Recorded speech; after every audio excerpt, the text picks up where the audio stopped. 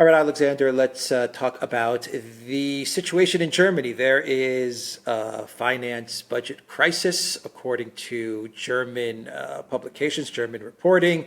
The finance ministry, they have notified, I believe, the defense ministry, and they've told the defense ministry, we just don't have any more budget for Project Ukraine. And this has caused quite a stir in Germany. Actually, I've read reports from the Schultz government spokesman saying that this reporting from German media is not true. They're going to continue to fund Ukraine. Obviously, if Germany wanted to send money to Ukraine, they could find ways to send money to Ukraine, print money to Ukraine. I don't know, maybe tax German citizens a little bit more to get money to Ukraine. I don't know. If they wanted to get money to Ukraine, they would get money to Ukraine. So something else is going on.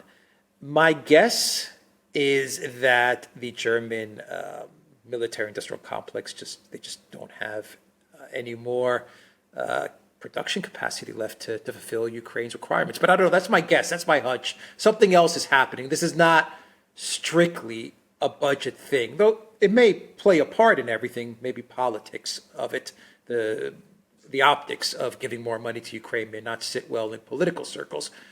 But if they wanted to get money to Ukraine, they would get money to Ukraine. So something else is going on. My hunch is demilitarization. But what are your thoughts? You're right about this. Can I just say this is a fascinating story in so many respects. Now, you talked about a budgetary crisis in Germany. And if you look at the raw figures, by comparison with every other major Western country, you would say that Germany is the country with the best position in terms of its government finances of all. The debt to GDP ratio of Germany is 65%. I mean, the United States, Britain, France, Italy, it's, hovering around 100% or more. It's in a far worse state there. The Germans are running a budget deficit, but it's not a huge budget deficit. At least not a huge budget deficit compared with what we see in all the other Western countries. Now, of course, this is now because we've become used to situations where the debt to GDP ratio is around 100%. If we'd took a time machine back 10, 15 years, a country in the West at that time, which had a debt to GDP ratio of 65%, would be thought of as being in a very, very bad mess indeed. But nowadays we've become used to thinking, that 100% debt to GDP ratio is the new normal.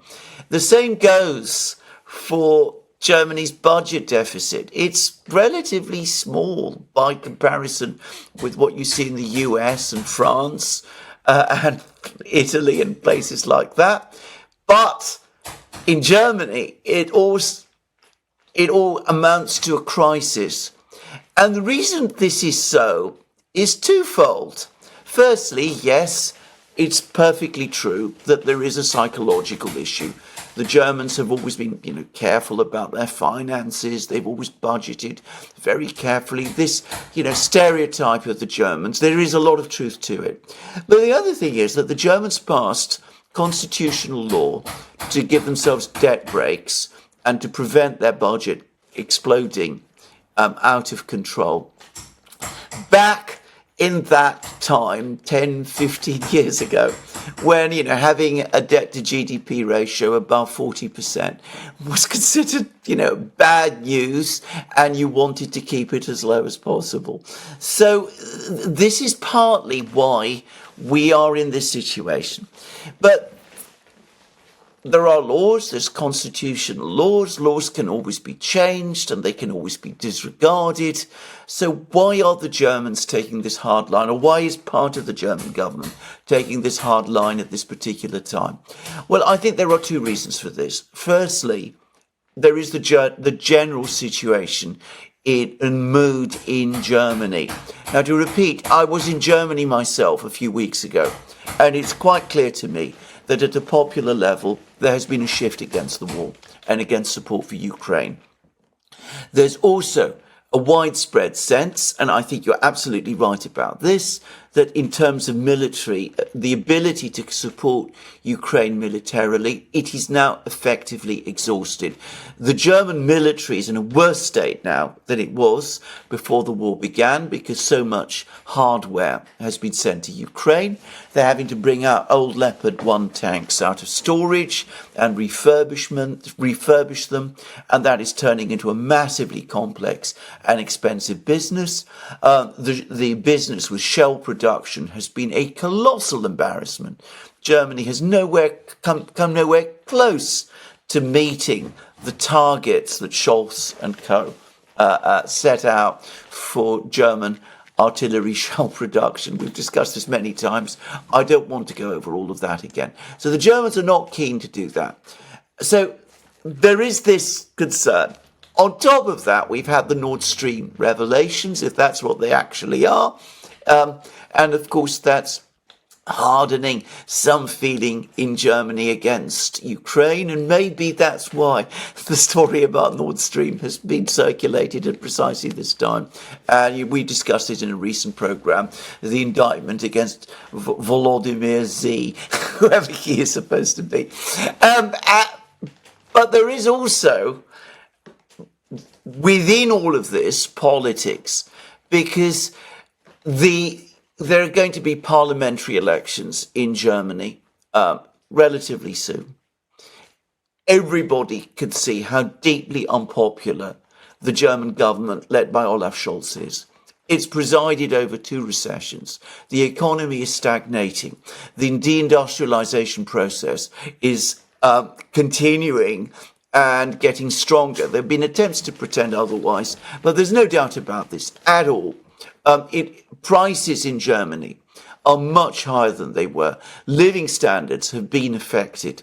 There's all of this mood of malaise about the current government in Germany. And all of the various parties that make up the coalition are now manoeuvring against each other. So the Greens, which have been very much falling in support, they're now trying to distance themselves from Scholz. Robert Habeck is now going out and saying that he's going to be the Greens' candidate for Chancellor in the next elections, which looks like the Greens are looking to break with the current coalition at some point and are already putting down markers that they no longer want to be part of the coalition. And the FDP, the Liberal Party, led by Christian Lindner, which controls the finance ministry, they too have become deeply unpopular. So they want to increase their popularity before the elections. They know how Germans feel about budget deficits. They know how Germans feel about debt to GDP ratios. They know about the dissatisfaction and unhappiness that many Germans feel about the whole conflict in Ukraine. The FDP has historically been the party in Germany that has been closest to the German military. Just saying, this was always the case. And so Christian Lindner is now making his big move. He's cutting spending, and he's telling the Germans, look, we've got to cut spending.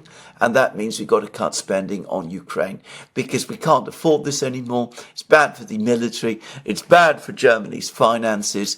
Everybody has to economize, and we can't just go on giving money to Ukraine.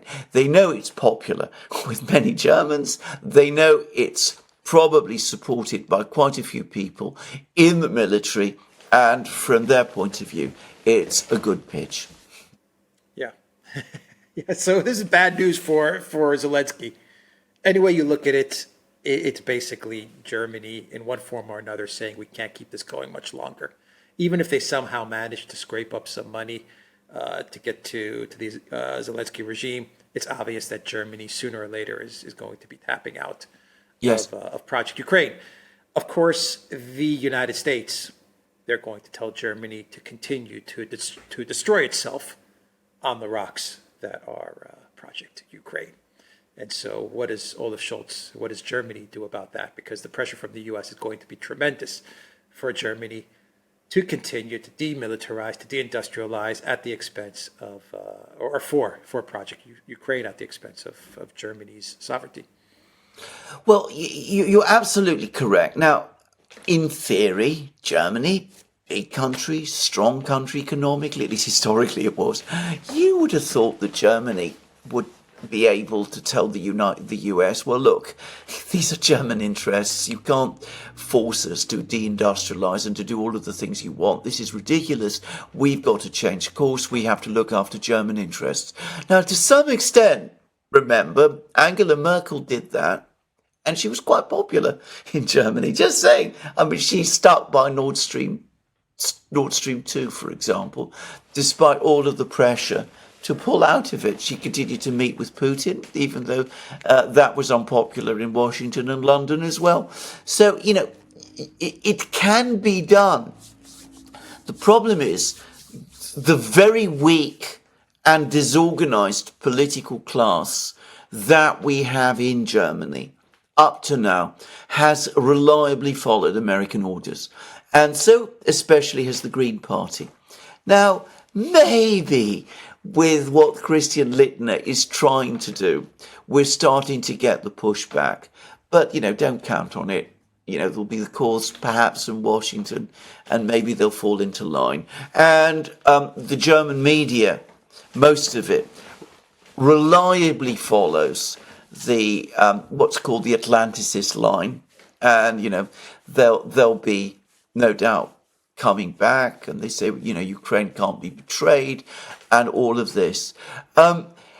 It does raise further questions about this whole Nord Stream story, because one does wonder whether perhaps that story has been circulated at precisely this time, in part in order to counter the pressure that there's going to continue to be to go on supporting Ukraine.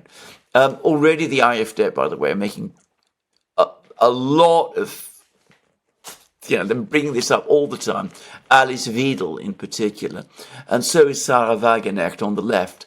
So, it's not as if this isn't being talked about in Germany. And one senses that the political establishment, at least that part of it, which wants to continue supporting Ukraine, is a bit on the back foot over this, because it's not easy to see how exactly they can, explain their way out of this issue with Nord Stream. Yeah, how do you justify giving more money to Ukraine when you've got outlets like the Wall Street Journal saying that Ukraine blew up the Nord Stream pipeline? And that is what the AfD is saying. That's what the Sarah Wagenknecht is saying. Ukraine should pay us back. I mean, they're saying it.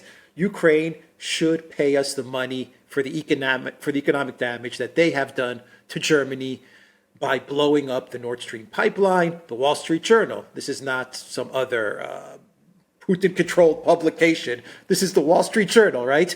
The Wall Street Journal has said that Zelensky was in the know, that Zaluzhny was coordinating the thing, that even the CIA knew about it. So, the AfD is saying we demand money from Ukraine. Yes, they blew up the pipeline. So how do you justify more money to Ukraine? One would have thought with great difficulty, or at least, logically it ought to be impossible. Of course, if you're Habeck and Baerbock and people like that, well, you say, we should have blown it up ourselves. We should have passed the explosives to our friends in. We should thank Zelensky. Yes, exactly. So that's what they're going to say. But from my relatively brief visit to Germany, I did get the sense that a lot of people are becoming very, very tired of this and are starting to see through it. Germany does have, as I said, an independent media of its own. People do talk about these things. Obviously, there's always a very, very large number of people in Germany who axiomatically accept the neoliberal Atlanticist position, and they're still there. But I do think that there are the doubts are there, and that they are growing, and that they are getting traction amongst more and more people in Germany as well. So anyway, there is a debate now in Germany about support for Ukraine. which of course there wasn't even a year ago. All right, we'll wrap it up there. The Duran.locals.com. We are on Rumble, Odyssey, BitChute, Telegram, and Rockfin. And go to the Duran shop, pick up some merch. You will find a link in the description box down below. Take care.